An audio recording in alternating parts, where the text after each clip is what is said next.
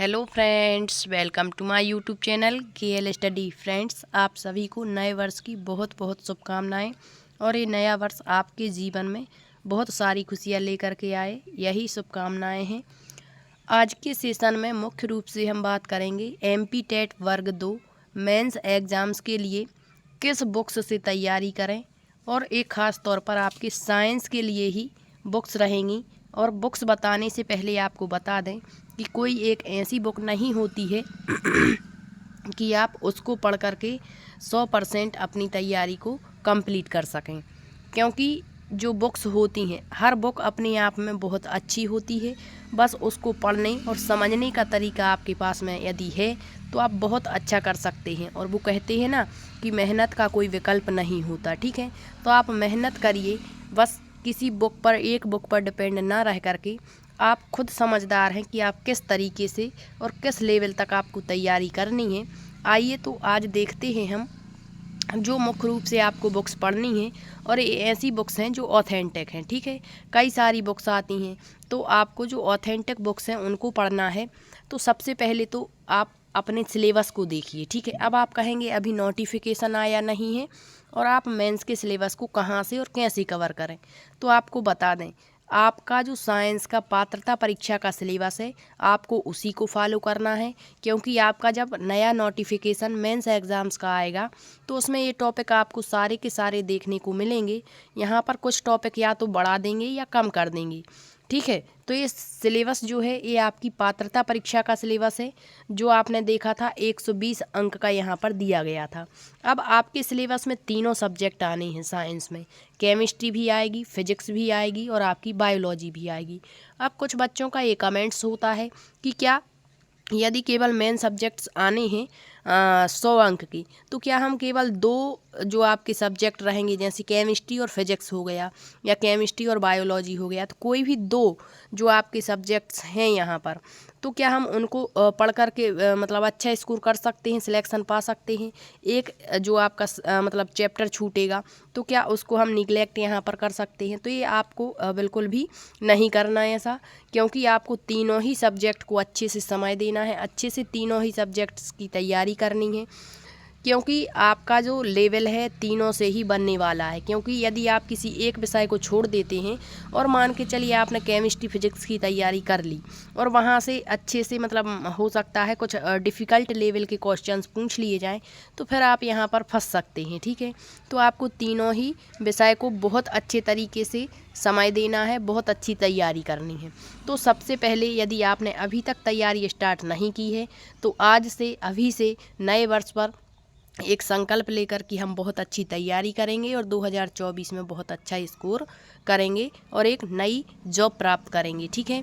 तो यहाँ पर सबसे पहले आप सिलेबस देखिए। यदि आपके पास सिलेबस नहीं है तो यहाँ से भी आप स्क्रीनशॉट ले सकते हैं, वरना आप ESB की जो ऑफिशियल साइट है वहाँ पर जा कर के आप पात्रता परीक्षा का सिलेबस पूरा का पूरा डाउनलोड कर सकते हैं। तो सबसे पहले यहाँ आपकी जो साइंस की यहाँ देखेंगे सिलेबस दिया गया है, तो यहाँ टॉपिक दिए गए हैं, ठीक है। तो आप यहाँ देख सकते हैं कि कौन सा टॉपिक आपका बायोलॉजी का है, कौन सा केमिस्ट्री का है, कौन सा फिजिक्स का है। अब यहाँ जैसे ब्रह्मांड दिया है, ठीक है, मापन समय, तो ये सब आपके फिजिक्स के टॉपिक हैं। तो आप देखेंगे यहाँ जो टॉपिक दिए गए हैं सारी केमिस्ट्री को, सारी फिजिक्स को और सारे के सारे टॉपिक्स आपके बायोलॉजी को कवर करेंगे। तो सबसे पहले आपको सिलेबस पर गौर करना है, फिर यहाँ पर देखना है कि कौन कौन से टॉपिक दिए गए हैं, कौन कौन से टॉपिक यहाँ छूट रहे हैं। और आपको बहुत डीप में तैयारी यहाँ पर करनी पड़ेगी, क्योंकि यदि आपने पात्रता परीक्षा पास कर ली है और आपने कहीं ना कहीं वर्ग 1 के जो मेंस के एग्ज़ाम्स हुए थे उनके रिव्यूज़ देखे होंगे, किस लेवल का आपका एग्ज़ाम्स रहा। और कई बच्चे ऐसे होंगे जिन्होंने वर्ग 1 का भी एग्ज़ाम दिया होगा मेंस का। तो आप यदि अपनी तैयारी कर रहे हैं और उसके अकॉर्डिंग यदि आपने वर्ग 1 में अच्छा स्कोर किया है तो आप वैसे ही तैयारी रहने दें, वैसे ही वर्ग 2 की तैयारी को चलने दें। बस अंत समय में जब टाइम मतलब आपका रिवीजन का आता है तो उस टाइम पर आप बहुत अच्छा रिवीजन करें, ठीक है। लेकिन जिनका स्कोर कम आया वर्ग 1 में या रिव्यूज़ देखे हैं, तो यदि आपको कोई ऐसी समस्या आ रही है कि इस लेवल का आया था, ऐसा आया था पेपर, तो फिर थोड़ा सा आपको चेंज यहाँ पर करना पड़ेगा, ठीक है, अपने पढ़ने के तरीके को। तो यहाँ पर सबसे पहले आप सिलेबस देखिए। सिलेबस देखने के बाद में आप सारे टॉपिक्स को माइंड में सेट कर लीजिए या फिर इसका प्रिंट निकलवा लें और अपने सिलेबस के सबसे जो फर्स्ट पेज होता है उस पर इसको टच कर लें, ठीक है, मतलब लगा लें। अब इसके बाद आपको क्या करना है, ये आपको अभी पेडागॉजी बिल्कुल भी नहीं पढ़नी है, ठीक है। अभी पेडागॉजी को आप छोड़ देंगे क्योंकि आप पढ़ भी लेते हैं तो ये समझ बेस होती है। यदि वर्ग 3 का एग्ज़ाम्स दिया है, आपने CDP पढ़ा है, तो आप मतलब किसी भी विषय का शिक्षण शास्त्र यदि आपने पढ़ा है तो ये समझ पर डिपेंड होता है, ठीक है। तो ये तो आप बाद में कर सकते हैं यदि आपकी पेडागॉजी आएगी तो मेन सब्जेक्ट में। पहले अभी आपको अपने मेन सब्जेक्ट को बिल्कुल 100% समय देकर बहुत अच्छी तैयारी यहाँ करनी है। तो सबसे पहला काम क्या हो गया आपका, आपको सिलेबस को देखना है। इसके बाद अभी जब आपका नोटिफिकेशन आएगा मेंस का तो फिर आप वहाँ पर सिलेबस तो आपका आ ही जाएगा, तो टॉपिक्स में ला सकते हैं कि कौन से टॉपिक छूट गए हैं या कौन से टॉपिक यहाँ पर बढ़ा दिए हैं, ठीक। फिर दूसरा काम है आपका, सबसे अच्छी जो बुक्स मानी जाती है वो होती है NCERT की बुक्स, ठीक है। तो ये आपको सारी की सारी NCERT की जो बुक्स होती हैं इनको थ्योरी के लिए पढ़ना है, क्योंकि यहाँ से थ्योरी जो होती है बिल्कुल यहाँ से ही पूछी जाती है NCERT की बुक्स से, ठीक है। तो आप 6 से 10th तक की NCERT लगाइए। इसके बाद आपकी जो पहले MP बोर्ड की पुरानी बुक्स आती थी, क्योंकि आपका जो है एग्ज़ाम्स MP बोर्ड करवाता है, ठीक है। तो मतलब MP बोर्ड्स की बुक्स पढ़नी है, क्योंकि अभी तो इन्होंने NCERT को ही रख दिया है। तो जो पुरानी बुक्स यदि आपके पास हैं या कहीं से भी आपको मिल जाती हैं तो आपको इनको भी कवर करना है, क्योंकि आपकी जो NCERT और MP बोर्ड्स की जो पुरानी पुस्तकें हैं ये आपकी पूरी की पूरी थ्योरी को क्लियर करेंगी, ठीक है। थ्योरी को यहाँ से जब आप क्लियर कर लेते हैं और फिर आपकी जो 9th 10th की मुख्य रूप से NCERT हो या फिर MP बोर्ड्स की बुक हो, बिल्कुल हर एक टॉपिक को, छोटे से छोटे टॉपिक को वहाँ पर आपको देखना है। उसमें जितनी थ्योरी दी है वो पढ़नी है और फिर आप जैसे भी करके कहीं ना कहीं से जुटा सकते हैं सामग्री, वो जुटा करके आपको पढ़ना है। क्योंकि ऐसा नहीं होता कि NCERT आपने पढ़ ली तो आप यहाँ पर सिलेक्शन पा लेंगे, नहीं, क्योंकि क्वेश्चन थोड़ा सा भी घुमा देते, भले ही वो NCERT का हो, उसकी लैंग्वेज यदि थोड़ी सी बदल देते हैं तो फिर वहाँ पर बच्चे कंफ्यूज हो जाते हैं, ठीक है। तो आपको ये बुक्स तो पढ़नी है किसके लिए, थ्योरी के लिए। इसके बाद आपकी जो 11th और 12th की जो आपने बुक्स खरीदी होंगी, ठीक है, अलग अलग सब्जेक्ट की होती हैं यहाँ पर। तो यहाँ पर जैसे फिजिक्स की बुक हो गई, केमिस्ट्री की हो गई, 11th की, 12th की, ठीक है, और बायोलॉजी की हो गई। तो वहाँ पर आप टॉपिक देखेंगे तो बिल्कुल पूरा इतिहास दिया होता है। जैसे आप कोशिका वाला टॉपिक देखिए, ठीक है, 11th की बुक उठाइए या 12th की, तो जहाँ कहीं भी आपका बायोलॉजी में कोशिका दिया है तो आप देखेंगे कोशिका का बिल्कुल शुरुआती जो जहाँ से इसकी उत्पत्ति होती है, कैसे कोशिका बनी, हर एक चीज़ आप वहाँ पर देखेंगे, ठीक है। तो वहाँ पर मान के चलिए आपकी ये बुक्स कंप्लीट आपने कर ली है, तो अब आपको ये देखना है कि छूट क्या गया है। इन बुक्स से आप मिलाइए कि आपने क्या छोड़ा है, फिर उनको भी आप कवर करिए। और यदि आप नोट्स बना रहे हैं तो नोट्स में कुछ जगह छोड़ के चलेंगे कि यदि कोई नई चीज़ आपको मिलती है तो आप वहाँ पर ऐड कर सकें। तो आप ए बुक्स यदि कर लेते हैं तो इतनी जो आप बुक्स देख रहे हैं, शुरुआत की जो 5 बुक्स हैं, इनको करने के बाद आप अपने आप में कम से कम इतना महसूस कर पाएंगे कि आपकी जो 90% तैयारी है वो यहाँ पर हो जाती है। अब बात आती है आपकी प्रैक्टिस की, और यदि आप इनसे ज़्यादा भी थ्योरी पढ़ना चाहते हैं तो एक लखमीर सिंह और मंजीत कौर की बुक्स आती हैं अलग अलग सब्जेक्ट की। बायोलॉजी की अलग आएगी आपकी, साइंस की केमिस्ट्री की अलग आएगी, फिजिक्स की अलग आएगी। तो ये आपकी जो है थ्योरी वाली बुक्स भी आती हैं और इसमें प्रैक्टिस सेट वाली जो बुक्स हैं वो भी आती हैं, तो आप ये भी ले सकते हैं। तो इनसे आप बहुत अच्छी प्रैक्टिस कर सकते हैं और थ्योरी डीप में यदि आप पढ़ना चाहते हैं तो यहाँ से पढ़ सकते हैं। और ये बुक्स वो ख़रीदें जिन्होंने ये सारे जो पहले NCERT हैं, MP बोर्ड्स की बुक्स हैं, इनको कंप्लीट कर लिया है, ठीक है। क्योंकि जब आपकी यही कंप्लीट नहीं होंगी तो बुक्स का भंडारा रख के क्या करना है, ठीक है। तो यहाँ पर आपको सबसे पहले इनको कवर करना है बहुत अच्छे तरीके से, ठीक है। तो सिलेबस को देखने के बाद आपको पूरी थ्योरी यहाँ से अपने जितने टॉपिक्स सिलेबस में हैं उनको यहाँ पर कवर कर लेना है। फिर यहाँ से ये सारे कवर्स होने के बाद आप यहाँ पर क्या करेंगे, इन बुक्स से प्रैक्टिस करेंगे। इसके बाद आपकी जो शॉर्ट नोट्स की एक बुक आती है मैग्रा हिल साइंस करके, तो इसको आप शॉर्ट नोट्स मतलब जैसे वन लाइनर फैक्ट के रूप में दिए होते हैं, तो इस तरीके से इसमें होते हैं। तो आप यहाँ से बहुत अच्छी प्रैक्टिस कर सकते हैं, वन शॉट्स जिसको कहते हैं, ठीक है। तो ये भी आप खरीद सकते हैं, लेकिन इनको आप कब लगा पाएंगे, जब आपकी पूरी थ्योरी कवर होगी। जैसे आपको कोई एक शब्द हमने दे दिया, जैसे कह दिया नाइट्रोजन स्थिरीकरण, तो आपके सामने बस टॉपिक का नाम आया नाइट्रोजन स्थिरीकरण, और आपके दिमाग में सारी चीज़ें घूमनी चाहिए कि ये होता क्या है, कहाँ होता है, किन पौधों में पाया जाता है, नाइट्रोजन स्थिरीकरण करने वाले जीवाणु कौन से होते हैं, तब जा कर के आप इनके आंसर्स दे पाएंगे, ठीक है। तो ये बाद की बातें हैं, जब आपकी पूरी एनसीईआरटीज़, इसके बाद एमपी बोर्ड्स की बुक्स 11th 12th के सब जो टॉपिक छूटते हैं उनको जब आप कवर कर लेंगे, तो फिर आप यहाँ पर बहुत अच्छे से रिवीजन कर पाएंगे। इसके बाद आपको यहाँ पर एक और एडवाइस देंगे कि आप जितने भी आपके एमपी टेट के प्रीवियस ईयर क्वेश्चन पेपर हैं वर्ग 2 के पुराने, ठीक है, उनको यहाँ पर लगाइए। अब इतने से ही काम नहीं बनने वाला कि आपने एमपी टेट के प्रीवियस ईयर क्वेश्चन पेपर लगा लिए और आप श्योर हो गए कि आपका जो सिलेक्शन है वो यहाँ पर होगा, क्योंकि यहाँ पर आपको एमपी टेट का तरीका तो पता चल जाएगा प्रीवियस पेपर लगाने से कि किस तरीके से क्वेश्चंस पूछे गए थे, लेकिन आप समझ सकते हैं कि आपकी जो प्रीवियस ईयर क्वेश्चन पेपर देखेंगे वो थोड़े से पुराने हैं, और अब आपका जो है तरीका बदल गया, क्योंकि मेन सब्जेक्ट बसाना वहाँ पर तो आपका सभी आता था। हिंदी साइंस में आपकी हिंदी भी आती थी, संस्कृत या इंग्लिश भी आती थी सेकंड लैंग्वेज में, इसके बाद सीडीपी आता था। तो वहाँ थोड़ा सा जो लेवल है यहाँ पर बढ़ के आएगा, क्योंकि केवल मेन सब्जेक्ट पूछा जाना है, ठीक है। तो एमपी टेट के जितने भी प्रीवियस ईयर क्वेश्चन पेपर है वो तो आप लगाएंगे ही, लेकिन अदर स्टेट के जो आपके प्रीवियस क्वेश्चन पेपर होते हैं साइंस के, उनको लगाना है। तो इसके लिए आप यूथ कॉम्पिटिशन्स की जो बुक है उसमें अलग अलग राज्य के प्रीवियस ईयर क्वेश्चन दिए होते हैं, उनको आप यहाँ पर लगा सकते हैं। और ये कब लगा पाएंगे आप, जब आपकी पूरी थ्योरी क्लियर होगी और बहुत सारा आपका जब रिवीजन होगा, तो यहाँ पर आप ये लगा पाएंगे। और यदि आपकी थ्योरी ही क्लियर नहीं है और डायरेक्ट आप इसकी जो बुक्स खरीदते हैं और इसमें यदि प्रीवियस ईयर क्वेश्चन पेपर लगाने को बैठते हैं, तो हो सकता है आप फर्स्ट ही क्वेश्चन में अटक जाएं। फिर यहाँ पर थोड़ा सा डीमोटिवेशन उत्पन्न हो जाता है कि हमारी तैयारी क्या बिल्कुल भी नहीं है।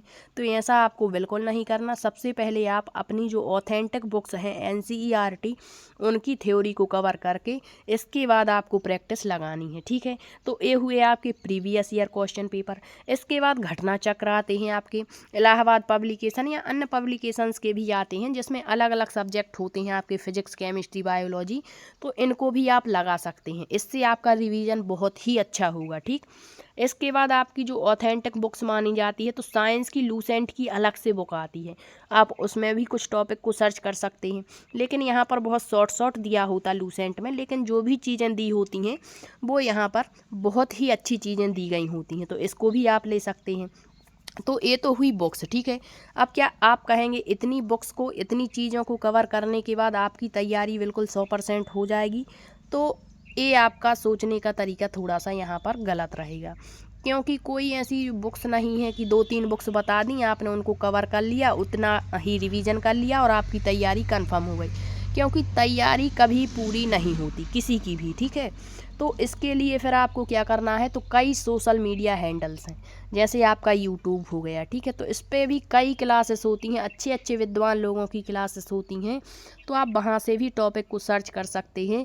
और किसी एक टॉपिक में कोई नया टीचर है, तो यदि वो नई चीज़ें बता रहा है, ठीक है, तो उसको भी आप यहाँ पर नोट करेंगे अपने नोट्स में, या फिर आप कहीं पर भी जैसे आपकी बुक्स हैं तो वहाँ पर इसका मिलान करके कि क्या नई चीज़ है, क्या ये आ सकती है, तो उसको भी आप यहाँ पर देखेंगे। और कई बहुत अच्छे अच्छे टीचर्स हैं जिनकी क्लासेस डली होती हैं, और आप कुछ यदि आपने किसी का भी कोर्स ले रखा है तो वहाँ पर भी आप नई चीज़ों को देखेंगे। तो जब इतनी सारी चीज़ें आप करेंगे क्रमबद्ध तरीके से, ठीक है, तो आपका सिलेक्शन कोई नहीं रोक सकता। तो आप यहाँ समझ गए होंगे कि किस तरीके से आपको अपनी तैयारी करनी है, कैसे बुक्स को आपको पढ़ना है, क्या लेवल रखना है, अपने पढ़ने के तरीक़ों को किस तरीके से रखना है। आपको कोई भी चीज़ रटनी नहीं है, बस आपको समझ करके सारी चीज़ों को पढ़ना है।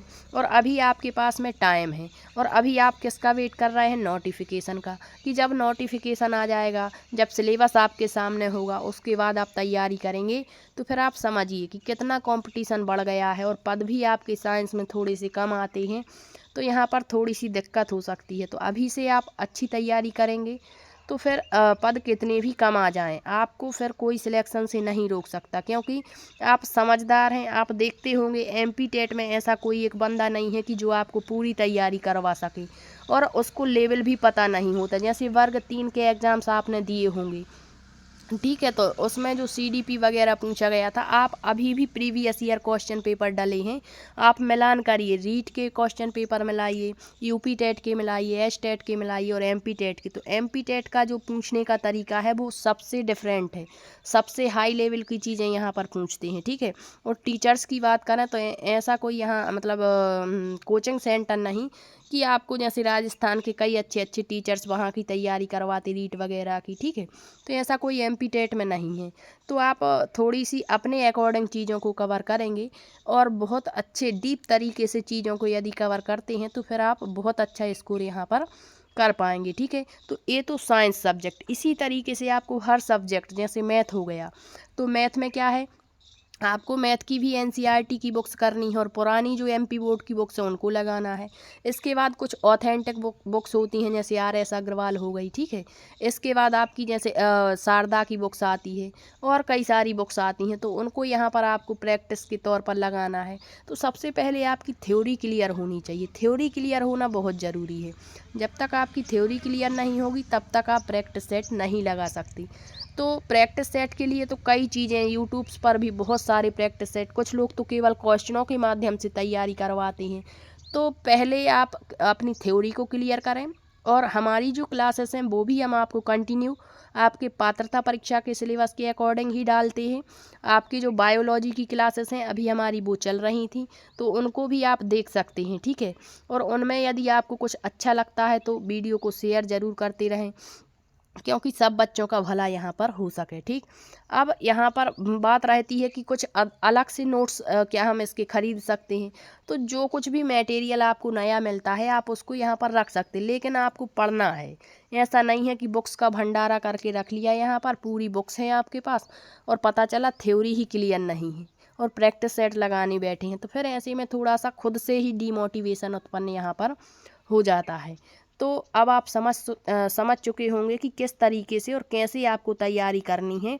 और यहाँ जैसे आपका जो सिलेबस है, आपने जैसे ब्रह्मांड वाला टॉपिक यहाँ पर उठाया, तो इसको ब्रह्मांड वाले टॉपिक को आपको हर एक चीज़ को कवर करना है कि ब्रह्मांड होता क्या, उत्पत्ति कैसे हुई, जो जो चीज़ें इसके अंदर आती हैं वो आपको यहाँ पर पहले थ्योरी में पढ़ लेनी है, एनसीईआरटी बुक्स से पढ़ना है।